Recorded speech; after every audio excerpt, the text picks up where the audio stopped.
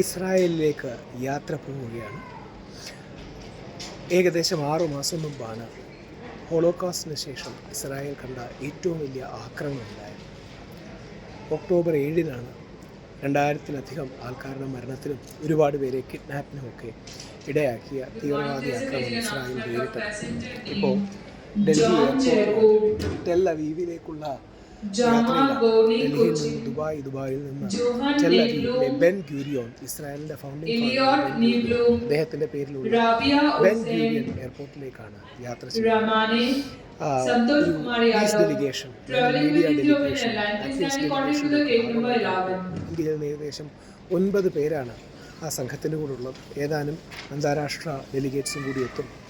അതിനോടൊപ്പം നമ്മുടെ രാജ്യത്ത് നിന്ന് the Hindu, times of India, Zee അടക്കമുള്ള പ്രമുഖ മാധ്യമങ്ങൾ, സുപ്രീം കോടതിയിലെ ലോയേഴ്സ് അവരോടൊപ്പമാണ് ഈ ഡെലിഗേഷൻ്റെ ഭാഗമായി പോകുന്നത്. വലിയൊരു അവസരമാണ് ഇസ്രായേലിനെ കുറിച്ച് അറിയാനും പഠിക്കാനും ജൂതന്മാരുടെ ചരിത്രം അറിയാനും പഠിക്കാനും ഒക്കെയുള്ളത്. ഇസ്രായേൽ പാലസ്തീൻ വിഷയത്തിന് തീർച്ചയായും നല്ലൊരു കൺസെൻസസ് ഉണ്ടാകണം. പ്രത്യേകിച്ച് ഇപ്പം പോകുന്നതിൻ്റെ ഏറ്റവും വലിയ ചലഞ്ച് ഇറാൻ ആക്രമണത്തിൻ്റെ പശ്ചാത്തലത്തിലാണ് പോകുന്നത്. ഈ ദിവസങ്ങളാണ് യഥാർത്ഥത്തിൽ ഇന്നും നാളെയുമാണ് ഏറ്റവും ഹൈറ്റൻഡ് ടെൻഷനുള്ളത്. ടെൽ അവീവിലാണ് അവിടെ താമസം. അങ്ങനെ ഇസ്രായേലിൻ്റെ വിശേഷങ്ങൾ കൂടുതൽ വരും ദിവസങ്ങളിൽ പങ്കുവെക്കാമെന്ന് കരുതുന്നു.